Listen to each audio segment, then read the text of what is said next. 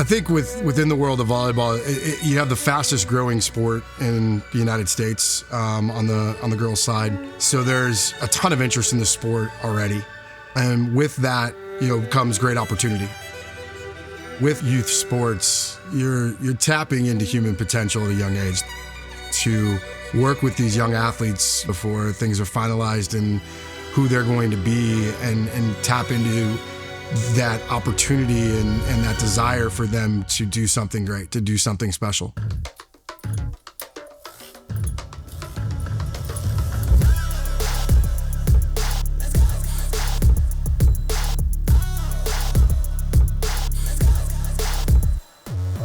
We talk about this a lot. The reality of our athletes is this is a get-to thing, not a have-to thing. We want to look at our players and find the athletes who believe this is truly an opportunity, not those that feel like they're being forced.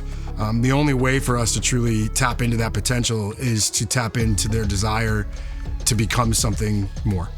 The reality is we're changing lives well beyond just getting them to the college game. We're creating better students. We're creating better daughters, siblings, harder workers. We're creating a scenario where these athletes realize there's something inside them that brings them to a level that we're just have the opportunity to expose it here by being part of VC United.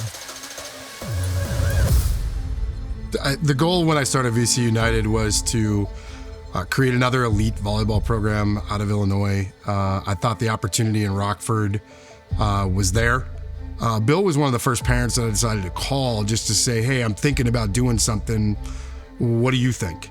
And from Jump Street, it was incredible to feel what his passion was for the opportunity here in Rockford. Well, I knew Bill Messenger from the previous club that I was at. Brooklyn, his oldest daughter, was playing there. I think at the time she was a U16, and knew he was a dad that was extremely involved with his daughter and his daughter's development. The conversations that I could have with him as a parent were not just tied to his kid and to his daughter and to their personal situation.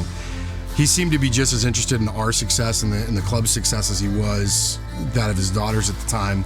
I think it was important to Bill that VC United was on a path to greatness. And he didn't necessarily quantify that or measure that simply on our results and what we were doing, but I think well beyond that, it was about offering opportunities. It was about creating opportunities for these young athletes to reach their dreams, to reach their goals. And I'll never forget the day that I got the phone call from him, and he told me he was sick and that he had been diagnosed with late-stage cancer. And almost immediately, I'm like, if there was ever a human being that's going to beat this, it's this guy. Who he was as a human being, I knew he was going to fight tooth and nail. But everything else seemed great, and I kept believing that he was going to beat it. And then towards the end, as I knew things had taken a bad turn, it was a tough time for obviously for everybody. As I saw this man who I had such an unbelievable amount of admiration and respect for, losing that battle. It was a crushing blow when we got the call. It allowed me some opportunity to reflect too on just how important he was to me and to my family and to the club. So well before there was ever a time where I knew Bill was going to be sick, he approached me in the early years and said, hey, if there's ever a family that can't do this for whatever reason, that they just financially can't do it, please let me know, because I'd like to help. Angie and I would like to help. And I do believe we tapped into it on a couple of occasions where we did come to him and say, hey, there's some families that need some help. And he, without hesitation, barely even asking a question, said, of course, we'll be happy to donate and pitch in. But to Bill, what was so incredible about him was that he didn't want anybody to know where it was coming from.